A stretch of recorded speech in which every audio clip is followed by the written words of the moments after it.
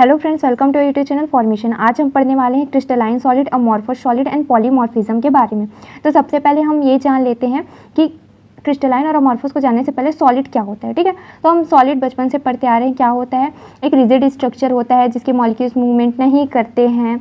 इसमें बहुत सारे तरह के मेटालिक बॉन्ड्स पाए जाते हैं, जैसे कि आयनिक बॉन्ड्स हो गए बहुत सारे। इसका जो लैटिस होता है, इसमें 3D अरेंजमेंट में मॉलिक्यूल्स प्रेजेंट होते हैं। ठीक, तो यही सब तो ये हम पहले से ही जानते हैं, तो इसे देख लीजिए। The most important of the property of solid state is a high degree of order in which solid exists. उसमें high degree of order होता है, अच्छे से अरेंज रहता है। and their structure में भी crystalline and lattice like, और उसका स्ट्रक्चर भी क्या होता है? क्रिस्टलाइन होता है।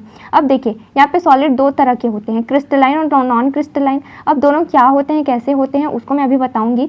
तो वही लिखा है कि क्रिस्टलाइन लैटिस लाइक और non crystalline, such as the glass which are non lattice like और ओनली पार्शियली लैटिस लाइक। ठीक है, अब मैं ग्लास की बात करूँ तो उसको तो मैं क्रिस्टलाइन बोल ही नहीं सकती। क्यों नहीं बोल सकती? क्योंकि देखिए यहाँ पे अगर कोई भी मॉलिक्यूल आपका एकदम अरेंज्ड फॉर्म में है तो इसको हम क्या बोलेंगे? क्रिस्टलाइज। ठीक है, क्रिस्टल है ये हमारा एकदम लैटिस, इसका 3D ऑर्डर में अरेंज है ना। अब हमारे ग्लास में जो मॉलिक्यूल्स के अरेंजमेंट है कुछ इस तरह से होते हैं, तो इसको मैं क्या क्रिस्टलाइन बोल सकती हूँ? नहीं।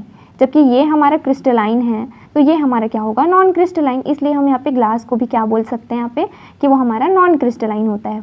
ठीक, अब हम आगे देखते हैं।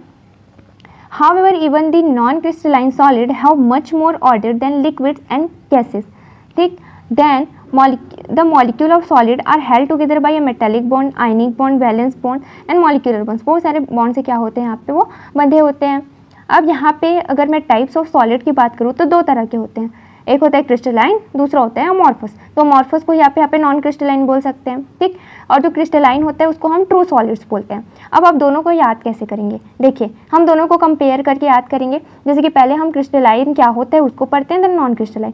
तो देखिए क्रिस्टलाइन सॉलिड जो हमने अभी बताया कि उसके पास क्या होंगे, यहाँ पे 3D उसके अरेंजमेंट होंगे। ठीक, पहला काम ये हो गया। दूसरा, वो एकदम रेगुलर शेप में क्या होंगे? ऐसे जमे होंगे। ठीक है, उसका जियोमेट्रिक पैटर्न बहुत अच्छा होगा। ठीक, सॉलिड का उसका मेल्टिंग पॉइंट बहुत शार्प होगा। क्या होगा? Sharp melting point. इतना हो गया आपकी क्रिस्टलाइन के बारे में। अगर मैं इसी में नॉन क्रिस्टलाइन की बात करूं तो वो कोई 3D स्ट्रक्चर नहीं रहेगा उसमें। ठीक है, कोई स्पेसिफिक अच्छे से अरेंजमेंट नहीं रहेगा उसमें, शार्प मेल्टिंग पॉइंट नहीं रहेगा। तो कुछ इस तरह से आप उसको याद कर सकते हैं। तो अब यहाँ देखते हैं पहले क्रिस्टलाइन सॉलिड। तो the structural unit of crystalline solid are arranged in a fixed geometric pattern, है ना, in crystal atoms ion molecule and arranged in a regular repeated 3 dimensional pattern. ठीक, इतना क्लियर है। उसके बाद crystalline solid generally exhibit a defined shape and orderly arranged of unit they generally have a sharp melting point. तो solid होते हैं उसके पास sharp melting point होते हैं, जैसे कि आप यहाँ पे देख सकते हैं। ये अगर एग्जांपल में मैं शुगर या फिर सॉल्ट का यहाँ पे कोई एग्जांपल दूँ तो उसके जो यहाँ पे आप अरेंजमेंट देख सकते हैं क्या है? बहुत ऑर्डर्ड हैं, 3D में प्रेजेंट रहते हैं। ठीक, अगर हम यहाँ पे अमॉर्फस सॉलिड की बात करें तो unlike crystalline solids the structural unit in amorphous solid are arranged in a random manner. ठीक है, रैंडम मैनर मतलब कि उसमें कोई मैनर नहीं होगा, वो इधर उधर जमे होंगे उसके जो मॉलिक्यूल हैं। अमॉर्फस सॉलिड में भी considered as a super cooled liquid. इसी को हम क्या बोलते हैं? सुपर कूल्ड लिक्विड भी बोलते हैं। इसका एग्जाम्पल आपको बहुत अच्छा मिल जाएगा ग्लास का, जो मैंने अभी आपको ऊपर में भी बताया था, ग्लास और प्लास्टिक। ठीक है, they don't have sharp melting point, we already know. अब यहाँ पे हम लास्टली बात कर लेते हैं पॉलीमॉर्फिज्म की। ठीक है, पॉलीमॉर्फिज्म कुछ नहीं होता, बहुत सिंपल सा टॉपिक है। क्या होता है, कभी कभी हमारा जो भी सॉलिड है, जैसे कि API की बात करें, अगर हम API हो गया हमारा, या फिर और कुछ जो भी सॉलिड है, वो एक फॉर्म से और बहुत सारे फॉर्म में क्या हो सकते हैं? वो कन्वर्ट हो सकते हैं। फिर आप बोल सकते हो एक फॉर्म के साथ साथ बहुत सारे फॉर्म में वो क्या हो सकते हैं?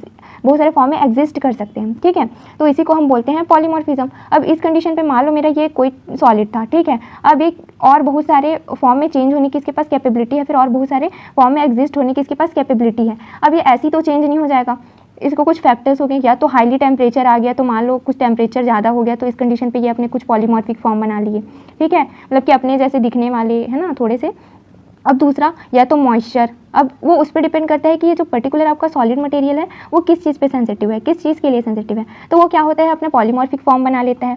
अब आप ये सोचोगे कि हम क्यों पढ़ रहे हैं पॉलीमॉर्फिज्म, ठीक है। हर टॉपिक को पढ़ने से पहले आप ये जरूर सोचना कि आप उस टॉपिक को पढ़ क्यों रहे हैं। तो देखिए, हम पॉलीमॉर्फिज्म इसलिए पढ़ रहे हैं कि फॉर्मुलेशन के टाइम जब हम कोई भी डोसेज फॉर्म बनाते हैं, ठीक है, तो हम क्या करते हैं, हमारे पास सबसे पहले आता है हमारा API। तो अब हम देखते हैं ये जो हमारा API है, मतलब कि जो एक्टिव फार्मास्यूटिकल इंग्रेडिएंट है, वो कैसे नेचर का है। मतलब कि अब आप डायरेक्टली उसको पकड़ के जाके लेके डोसेज फॉर्म तो बना नहीं दोगे, क्यों? क्योंकि उसको हमको खाना है, तो वो हमारे बॉडी में जाके कुछ रिएक्शन कर गया तो, है ना, तो हमको पहले उसको चेक करना रहता है, ठीक है, कि वो स्टेबल है कि नहीं। चेक करने के बाद ही उसको हम सूटेबल डोसेज फॉर्म में प्रिपेयर करते हैं। तो सबसे पहले क्या किया जाता है, इस API को लिया जाता है, उसको डिफरेंट टेम्परेचर, है ना, मॉइस्चर इसमें रखा जाता है और देखा जाता है कि इसके कोई पॉलीमॉर्फिक फॉर्म तो नहीं है। कि ये जैसे कि हाईली टेम्परेचर पड़ने पर पता चला 2-4 यहाँ पे अपना पॉलीमॉर्फिक फॉर्म बना लिया, तो ऐसा नहीं होना चाहिए। तो इसलिए हम उसके चेक करते हैं कि हमारा ये जो पर्टिकुलर ड्रग है वो पॉलीमॉर्फिक नेचर शो ना करें, ठीक है। तो इसलिए हम पढ़ते हैं पॉलीमॉर्फिज्म के बारे में। तो इसमें कुछ भी नहीं होता जो हमारा इसमें बस इतना, आप अगर इसको ऑफिशियल वे में बोले तो हमारा कोई भी जो पॉलीमॉर्फिज्म कैरेक्टर शो करता है कोई भी ड्रग, तो उसका जो स्ट्रक्चरल फार्मूला है वो क्या होता है, डिफरेंट होता है, जबकि मॉलिक्यूलर फार्मूला होता है सबका सेम होता है, ठीक है। क्योंकि मॉलिक्यूलर फार्मूला में कोई भी डिफरेंस नहीं आएगा, बस आएगा तो कोई अगर इस शेप का है तो कोई इस शेप का हो जाएगा, है ना, कोई इस शेप का हो जाएगा, बस उसके स्ट्रक्चरल फार्मूला बस में कुछ डिफरेंस आता है।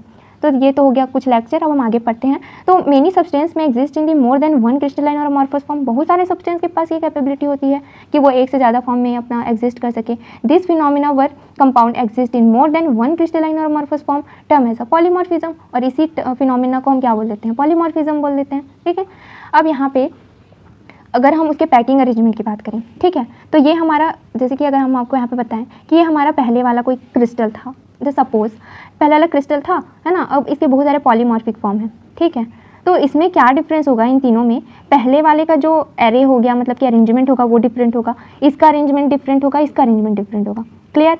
साथ ही साथ इसका मेल्टिंग पॉइंट कुछ डिफरेंट ही होगा, इसका भी मेल्टिंग पॉइंट कुछ डिफरेंट होगा, इसका भी मेल्टिंग पॉइंट डिफरेंट, इसकी सॉलिबिलिटी, इसकी भी सॉलिबिलिटी, सब डिफरेंट होगा, मतलब कुछ भी चीज़ इसमें सेम नहीं रहेगा, ठीक है। तो बस वही चीज़ यहाँ पे थ्योरी पे लिखा है कि the various polymorphs usually arise through packing at the molecule in different arrangements, ठीक है, उसको आप अरेज भी बोल सकते हैं, विद इन द क्रिस्टल और by difference in the orientation of the molecule at the lattice site. इसका मतलब ये है कि ये आपका जो लैटिस है, ठीक है, और तो इसमें क्या होता है, कुछ भी बस इतना है कि इसके अरेंजमेंट डिफरेंट रहेंगे, इसके अरेंजमेंट, और इसका जो लैटिस के अंदर में जो भी मॉलिक्यूल्स हैं उसका ओरिएंटेशन डिफरेंट होगा, ठीक है।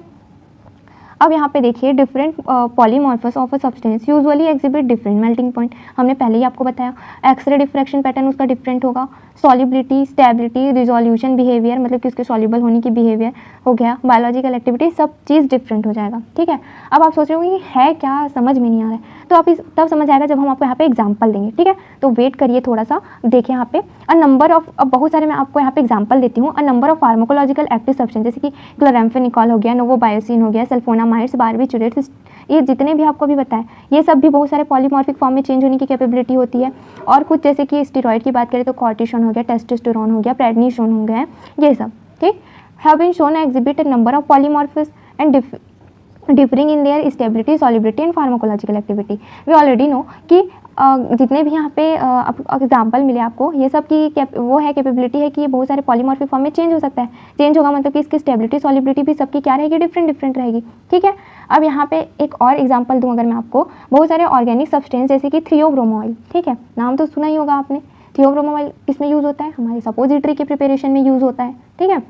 ऑल्सो एग्जिबिट दी पॉलीमॉर्फिज्म, थियोब्रोमो ऑयल जैसे कोकोआ बटर एग्जिबिट दी 4 डिफरेंट पॉलीमॉर्फिक फॉर्म, जैसे कि alpha, beta days, beta, gamma, 4 तरह के पॉलीमॉर्फिक फॉर्म ये थियोब्रोमो ऑयल क्या कर सकता है, एग्जिबिट कर सकता है।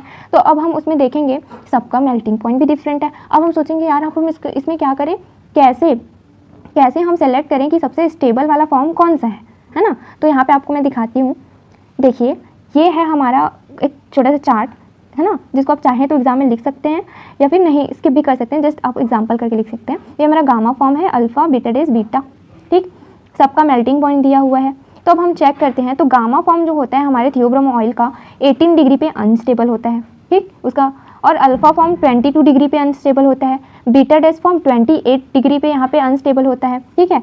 और जो बीटा फॉर्म है, जो लास्ट फॉर्म है, उसको माना गया कि उसका जो मेल्टिंग पॉइंट है वो 34.5 डिग्री है और इतने में वो स्टेबल रह सकता है। और इसको इसीलिए हम सपोजिटरी बनाने के लिए यूज़ करते हैं, स्टेबल सपोजिटरी के बेस बनाने के लिए। ठीक है, तो इस तरह से हमारे पॉलीमॉर्फिज्म का रोल रहता है।